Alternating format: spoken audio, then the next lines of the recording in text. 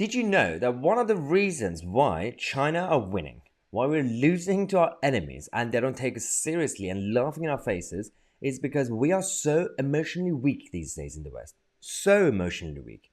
NPR, the National Public Radio Nonsense in America, came up with this idea to help the public in the West with coping with the stress of news, especially when it comes to Ukraine. So we, people who are sitting in our warm flats and houses in the West, and it's not really affecting us directly yet, let's just say, we have to be, we need a babysitter like NPR and our governments and our politicians and our BBCs to help us cope with the stress of what's happening in Ukraine, in Russia, and other places. 5 ways to cope with the stressful news cycle. It makes me wonder, is this the first time in the history of humanity that news is stressful? News is always negative and stressful. That's how they sell. Negativity, drama, stress sells. That's what the point of the mainstream media is. And it's always been the same case. Hence why what I do, I try to bring some positivity and hope into it. Because yes, news has always been stressful. NPR is nothing new. Look, first advice, breathe. I'm so glad they said breathe, because sometimes I forget. Sometimes I'm just like sitting here and I'm like, oh, I forgot to breathe. I need to breathe. How do you forget to breathe? So if you're feeling your body contracting or overheating, like a laptop, yeah, step away from whatever you're doing and take a deep breath. Cool. Fair enough. Next, get moving. Stop being fat. Do something that feels good for your body and gets you out of your head. Go for a walk, jog, or run. Of course, these are all generic good advice. Like, they're all normal, healthy advice. They all are.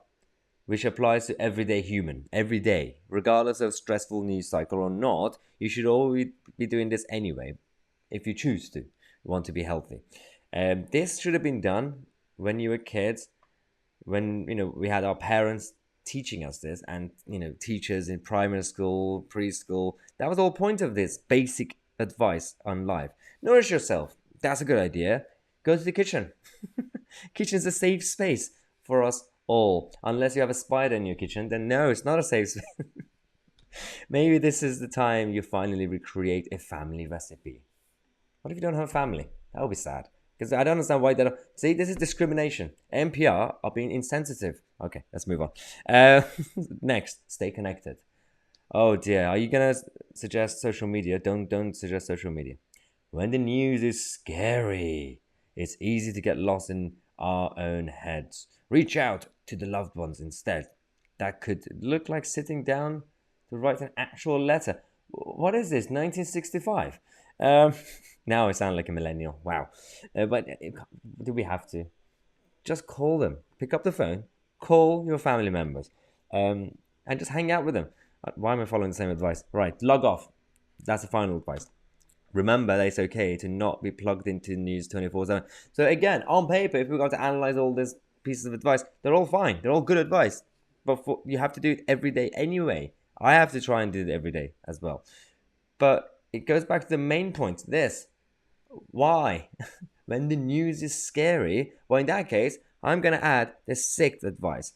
The most important advice.